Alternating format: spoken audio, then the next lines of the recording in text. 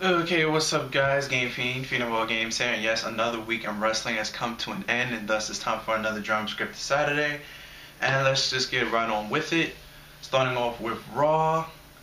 It was the last Raw before the Royal Rumble, and it was okay.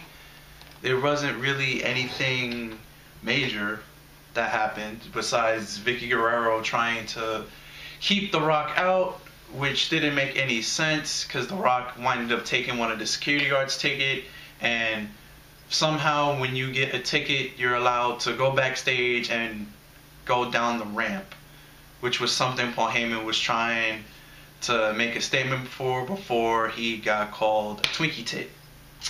Yeah, Dwayne Johnson, everybody, calling somebody a Twinkie tit. So that was interesting. Other notes, anything that stuck out to me on Raw, nothing really, now that I'm sitting and thinking about it, nothing really stood out. It was kind of bland Raw, like something that they had to do, because, you know, there's a Raw every week, and just to get the Raw over for the Royal Rumble. And the Shield jumped The Rock, which was okay. And then The Rock was bleeding from the mouth. I think The Rock maybe has some type of, I don't know, internal lungs or stomach problem. Because if you notice, The Rock, every time he gets beat up bad, he's always bleeding from the mouth. Or maybe it's in his contract that he'll only bleed from the mouth and not from the head. I don't know. Something to think about. But yeah. Let's see, I'm gonna look up the review because I forgot so much what happens. I have to look it up. That's how. Oh yeah, the beat the clock challenge. How could I ever forget about that? Yeah, with Randy Orton. The first one was Randy Orton and Antonio Cesaro for the third time. This time it meant something. Whoever wins the beat the clock challenge, and the beat the clock challenge, if you don't know, is whoever, there's a series of matches, and whatever person wins their match the fastest, they got to pick what entry they got in the Royal Rumble. The first match was Randy Orton versus Antonio Cesaro. It was for the third time, because this time it meant something. And it was a great match, but it took forever for Randy Orton to hit the RKO from out of nowhere. And that was 11 minutes and 36 seconds, I believe, that Randy Orton won. Then the other match was, let's see, forgot. What was the other one? I know it was Dolph Ziggler and, yeah, Dolph Ziggler and The Miz. Dolph Ziggler wanted to win because, you know, his peoples got involved, Big E Langston and AJ Lee, and he winded up winning in 10 minutes. So he won. And then the last match was Sheamus and Wade Barrett, which was another good match until Ziggler got involved to make the match last longer. So Dolph Ziggler won the beat the clock challenge, and then Vicky Guerrero kind of screwed him in the way. He was like, oh, the only numbers you get to choose to enter in the Royal Rumble is number 1 or number 2. And Dolph never said on Raw what number he picked. And then Cena ends Raw in a promo basically saying that he's going to win.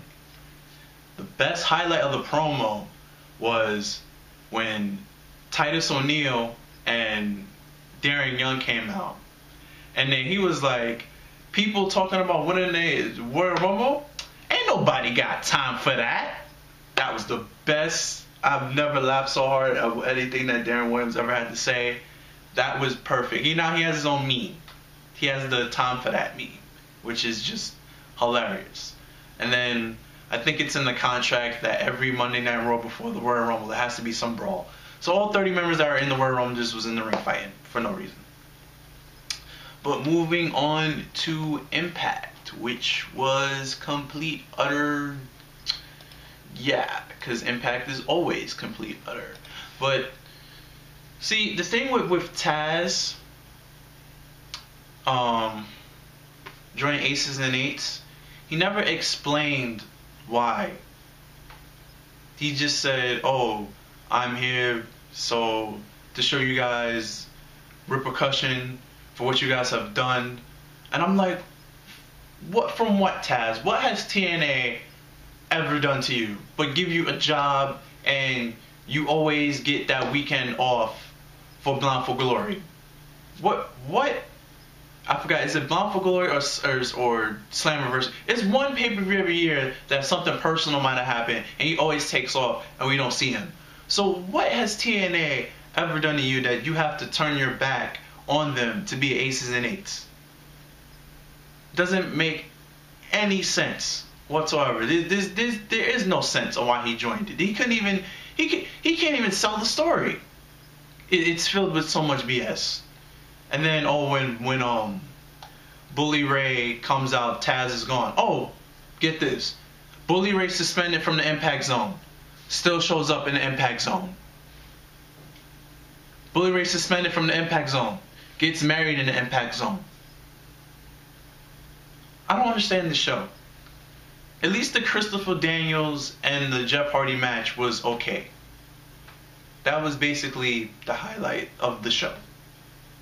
And moving on to Smackdown, which I fell asleep like around 9/11 because it was really boring the hell out of me. It was really... Smackdown is just 3 matches and an hour and 30 minutes of Raw recap. I mean, there was a small promo between The Rock and CM Punk, but that was really it. There was the famous starting off promo that ended in a tag team match. That always happens on SmackDown. They should just call SmackDown, nickname it to Tag Down. Yeah, Tag Down, because a lot of tag matches happen on SmackDown. A lot of tag matches happen on SmackDown. But yeah, I think this is going to wrap it up for this week's Drama Scripted Saturday. Before I end this video, I'd like to shout out to a very, very special person that I like very much, my friend Gigi, who got me this camera to make sure that there will always be a Drama Scripted Saturday every Saturday. Shout outs to you, Gigi, and thank you very much. Later, guys. Peace.